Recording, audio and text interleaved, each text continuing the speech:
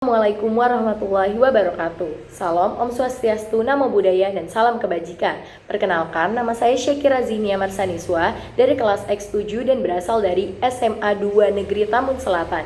Di sini saya akan menjelaskan buku yang berjudul Penyamaran Seorang Putri. Buku ini dituliskan oleh Indriani dan diterbitkan oleh Perpusnas Press pada tahun 2023. Dan buku ini juga memiliki 75 halaman dan dikategorikan sebagai non-fiksi, sastra Melayu, serta drama kerajaan.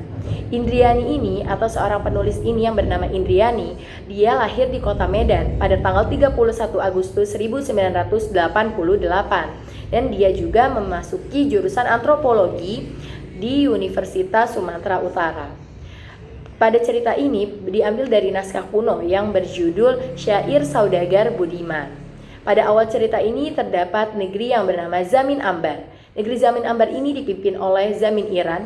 Zamin Iran ini memiliki 3 anak. Yang pertama Jayaputra, yang kedua Siti Jauhar Manikam, dan yang ketiga Siti Bendahara. Lalu pada saat itu sedang kumpul keluarga.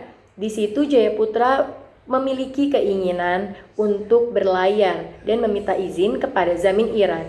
Lalu Zamin Iran menyetujuinya karena Jayaputra bilang dia tidak akan lama untuk perginya. Dan setelah itu ditunggunya selama 7 purnama, Jayaputra belum juga balik. Dan pada suatu hari ada seseorang bernama Enci Setan yang jatuh cinta kepada Siti Jauhar Manikam dan ingin menikahinya. Namun Zamin Iran menolaknya karena dia sangat menunggu kehadiran Jayaputra. Karena Enci Setan marah dan kesal, dia ingin meracuni Zamin Iran dan istrinya. Pada saat itu Zamin Iran dan istrinya diracuni oleh Enci Setan. Sampai istri dan Zamin Iran ini meninggal dunia. Pada saat itu Siti Jauhar Manikam dan Siti Bendahara sangat sedih karena tidak ada kehadiran Jayaputra sama sekali pada saat meninggal kedua orang tuanya. Dan pada waktu itu Siti Jauhar Manikam memiliki ide untuk menyamar sebagai laki-laki untuk mencari Jayaputra.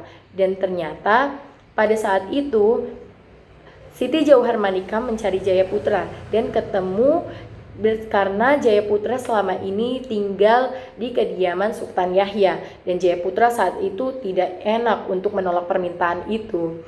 Dan waktu itu juga Siti Jauhar Manikam masih memalsukan identitasnya bahwa dia adalah perempuan.